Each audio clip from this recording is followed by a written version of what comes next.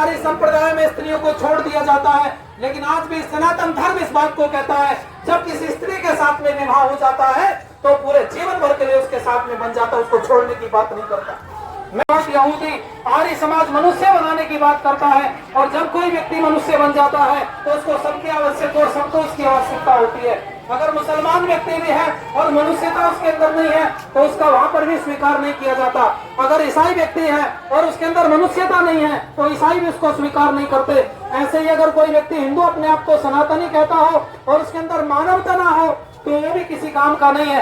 आर्य समाज मनुर्भव की बात करता है, मनुष्य बनने का उपदेश देता है। अगर हम मनुष्य बन जाते हैं, दूसरे की बहन बेटी को, माँ को अपनी बहन बेटी माँ के समान समझते हो, हम चाहते हैं कि हमारा कोई अपमान ना करे तो हमें भी दूसरे का अपमान नहीं करना चाहिए। हम चाहते हैं हमारे धन की कोई चोरी ना करे तो हमें भी किसी के धन की चोरी नहीं करनी चाहिए। ये मनुष्यता के लक्षण होते हैं। अतः धर्म प्रेमी सज्जनों, युवा साथियों, ये आर्य समाज की ज्वाला है जो धड़कती धड़कती आज किरतपुर के 77वें वार्षिकोत्सव पर पहुंची है। यहाँ आर्य समाज के बहुत उच्च कोटि के विद्वान उपस्थित हो रहे हैं और इसी आर्य समाज से प्रेरणा लेकर के भारत के लाखों युवा इस देश की क्रांति में कूद पड़े थे। मैं पुनः कई बार चर्चा कर चुका हूँ इन विषयों पर। मैं फिर कहना चाहूंगा कि देश की आजादी में लड़ने वाला हर व्यक्ति आर्य समाज से ही प्रेरित होकर के आया था।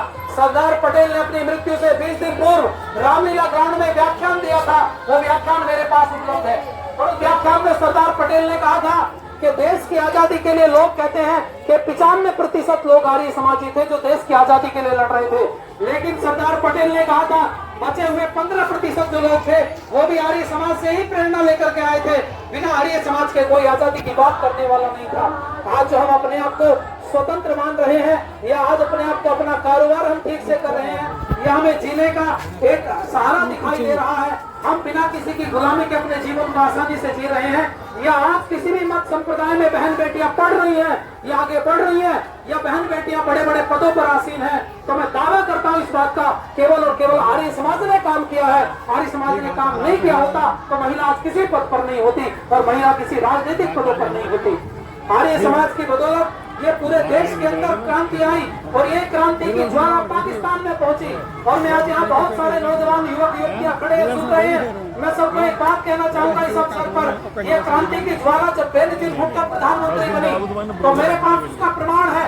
बेनजीर भुट्टो जी से पूछा गया कि तुम्हारे यहाँ तो पढ़ने का उतना अधिकार तुम्हें पाकिस्तान में नहीं दिया गया, फिर तुम प्रधानमंत्री पाकिस्तान की कैसे बन गई? तो बेनजीर भुट्टो ने एक बात कही थी कि भारत के अंदर गुजरात प्रांत में टंकारा में जन्मे हुए स्वामी दयानंद सरस्वती की वजह से मैं आज प्रधानमंत्री पाकिस्तान की बनी हूँ। और जादू वो होता है जो सर चढ़ के बोलता है। ये जादू एक पादरी के जज के कोर्ट में भी चढ़ करके सर बोला।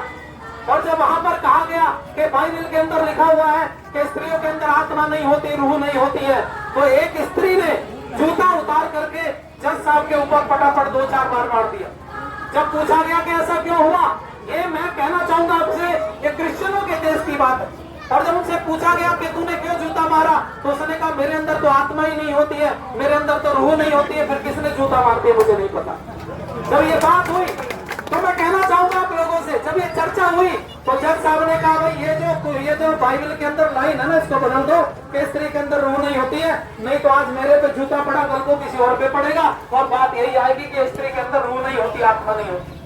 आर्य समाज ने बड़ी प्रबल तरीके से इन सब क्षेत्रों में काम किया है, चाहे वो किसी भी संप्रदाय की हमारी बहन बेटियां हो, चाहे क्रिश्चियनों के यहाँ पर बहन बेटियां हो, चाहे इस्लाम में बहन बेटियां हो, या हिंदू सनातन धर्मियों में बहन बेटियां हो, या यहूदी पारसी बौद्ध, जहाँ भी बहन बेटियां पढ़ रही हैं तो मैं दावे के साथ कहना चाहता हूँ दयानंद सरस्वती और आर्य समाज की वजह से पढ़ रही है, क्योंकि आर्य समाज ने शिक्षा की बात कही, आर्य समाज ने स्त्रियों की बराबरी की बात कही। और देखो भाई, बड़े सारे संप्रदाय में स्त्रियों को छोड़ दिया जाता है, लेकिन आज भी सनातन धर्म इस बात को कहता है जब किसी स्त्री के साथ में विवाह हो जाता है तो पूरे जीवन भर के लिए उसके साथ में बन जाता है, उसको छोड़ने की बात नहीं करता। मैं कहना चाहूंगा आप लोगों से, वेद हमें इस बात को कहता है कि स्त्रियों का बराबर सम्मान होना चाहिए। स्त्री ब्रह्मा बहुविता की बात वेद के अंदर कही है कि स्त्री ब्रह्मा होती है। और ब्रह्मा आप सब जानते हैं, ब्रह्मा किसको कहा जाता है? ब्रह्मा का पद सबसे बड़ा होता है। जैसे एक विद्यालय के अंदर प्रधानाचार्य सबसे बड़ा होता है, ऐसे धार्मिक आयोजनों में ब्रह्मा सबसे बड़ा होता है जिसकी बात को स्वीकार किया जाता है। स्त्री ब्रह्मा भी बन रही है। और ये महाभारत काल के बाद में स्त्रियों को पढ़ने का अधिकार नहीं था। महाभारत काल के बाद में स्त्रियों को सुनने का अधिकार नहीं था। महाभारत काल के बाद में स्त्रियों को कोई अधिकार प्राप्त नहीं था। अरे एक कुतिया तो चौपाल पर चढ़ सकती थी, पर स्त्री को चौपाल पर नहीं चढ़ने दिया जाता था। ऐसी स्थिति दुनिया में पैदा हो रही थी। ऋषि दयानंद सरस्वती जी ने आगे बढ़ करके प्रेरणा दी और स्वामी दयानंद सरस्वती जी की प्रेरणा के फल स्वरूप आज स्त्री सब स्थानों पर आगे बढ़ती चली जा रही है। मैं कहना चाहूंगा एक बार इंदिरा गांधी जी के साथ में घटना घटी और इस समय पर उसका चर्चा करना जरूरी समझता हूँ। इंदिरा गांधी जी ने टंकारा में एक कार्यक्रम किया। प्रकाशवीर शास्त्री जी उनके साथ में थे। प्रकाशवीर शास्त्री जी ने इंदिरा गांधी बहन जी से कहा कि तुम्हें प्रधानमंत्री किसने बना दिया? तो इंदिरा गांधी जी ने कहा था जनता ने बना दिया। प्रकाशवीर शास्त्री जी ने कहा बहन जी सोच समझ करके उत्तर दीजिए, जनता को अधिकार प्रधानमंत्री बनाने का होता तो तुमसे पहले रानी लक्ष्मीबाई को राजा बनाया होता, लेकिन रानी लक्ष्मीबाई राजा नहीं बन पाई। अपने बेटे दामोदर को राज तिलक करने के बाद में पीछे से राजकाज का काम संभाला। अगर जनता को प्रधानमंत्री राजा बनाने का अधिकार होता तो रानी लक्ष्मीबाई बनी होती।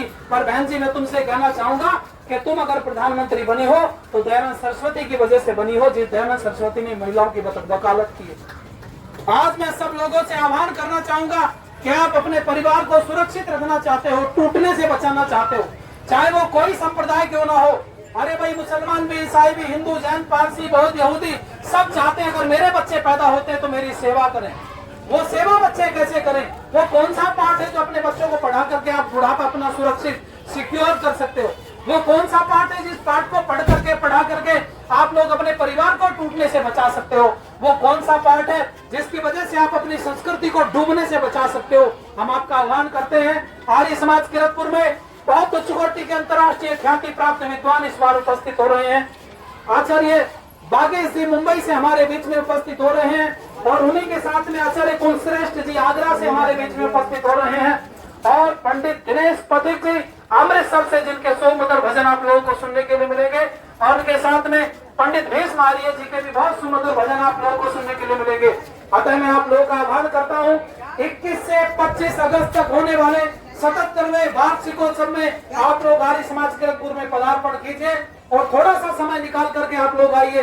अगर आप लोग अपने जीवन को सुखी देखना चाहते हो तो आर्य समाज की तरफ अपना मुंह कीजिए और 5 दिन तक होने वाले कार्यक्रमों में समय से उपस्थित हो। धन्यवाद। बहुत बढ़िया विद्यार्थी जी ने बहुत ही बढ़िया आप लोगों को दिक्कत कराया है।